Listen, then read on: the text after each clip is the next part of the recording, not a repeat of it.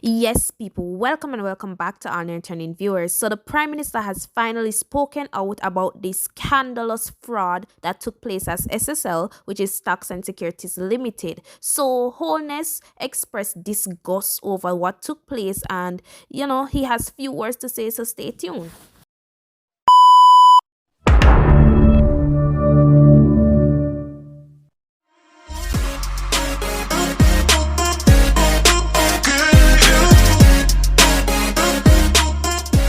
This morning, I received a general briefing from the Minister of Finance, representatives of the FSC and the FID, the Commissioner of Police, and the Attorney General's Department on allegations of significant fraud at Stocks and Securities Limited, a non-bank financial institution which is of grave national concern. This briefing was important to properly inform and guide any public pronouncements I may make on the matter.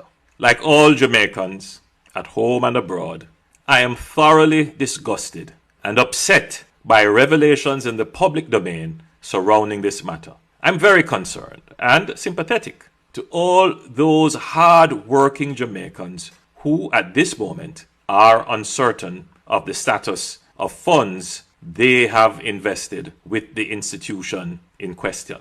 While every investor's distress must be equally acknowledged, there is a dimension of a heightened public sense of betrayal, which I share, that a national icon who has brought so much pride to all of us is also a victim of the alleged fraud. Having had the benefit of the brief, I can confidently say to the nation that all the relevant government entities are seized of the urgent nature of this matter, the great public concern, and the suffering of the victims. I am satisfied that the entities understand the implications and the potentially complex nature of this matter and the need for transparency, diligence, and prudence in all their operations. The coordination within the law among the various entities was also evident, which is a good sign for efficient and timely action. A thorough investigation is being undertaken to identify the perpetrators and colluders involved in the fraudulent activity with a view to bringing them to justice as well as to trace the funds and secure forfeiture of assets acquired with the stolen funds. The affected investors and the public can be assured that the investigative and prosecutorial agencies have the necessary competencies and resources and have already started to act decisively to gather information and evidence. No effort will be spared in uncovering the full extent of the fraudulent activities and in bringing the perpetrators to justice. While this matter has sparked immediate fear and general concern, there is absolutely no need for panic about the strength and soundness of the financial system as a whole. As a result of significant reforms implemented over the last 2 decades, Jamaica has a strong and vibrant financial system in which the public can have confidence. Our financial system is recognized as the leading financial market in the region, and it is a source of competitive advantage for us. The public can rest assured that the government will be proactive in ensuring that there is accountability and probity in the exercise of public functions and that our policy and administrative response is effective in continually strengthening the financial sector and protecting the investing public. The Minister of Finance has already indicated that he will update the public on certain policy and administrative actions that the government has already decided to give effect.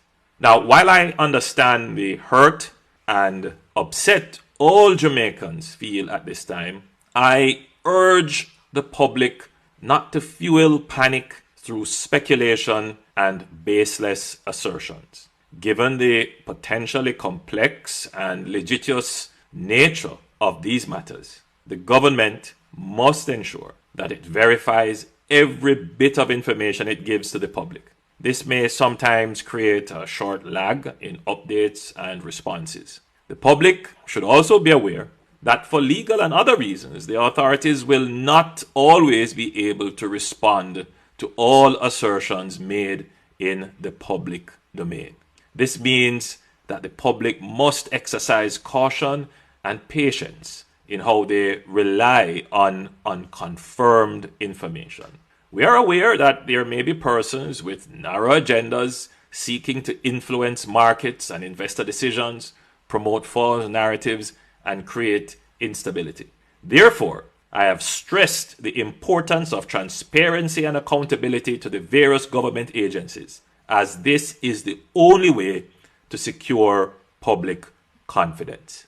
The government will ensure that the laws and systems in place work for the benefit of the general public good, accountability for those responsible, and justice for those negatively affected. Okay, people, so almost every Jamaican has been dying to hear what Andrew has to say about this matter. Some persons are saying, why Andrew need to talk about this? This not have nothing to do with Andrew. But at the end of the day, they don't realize this has everything to do with Andrew Holness. I personally, I do not care what Andrew has to say, because at the end of the day, all of these persons are friends. All of these persons are interconnected people. You see, all these big head people, they are investors of this said company. Go on this company website, you can't find no information. It has been totally wiped off. For us, the nation, to be lack of knowledge of what exactly is happening there, they don't want us to know too much information. I think Andrew should step aside and allow the ombudsman to call for help overseas, because we need help from them over there. FSC is not going to do nothing. See, the head resigned. Why? Why did he resign? People, tell me what you guys think in the comment section below, and please be respectful of others' opinions.